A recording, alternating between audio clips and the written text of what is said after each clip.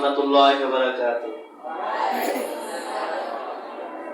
نحمده ونصلي على رسوله الكريم أما بعد فأعوذ بالله من الشيطان الرجيم بسم الله الرحمن الرحيم والعصر إن الإنسان لفي خسر إلا الذين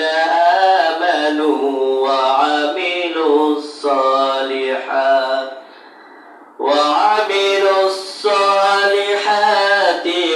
وتواصوا بالحق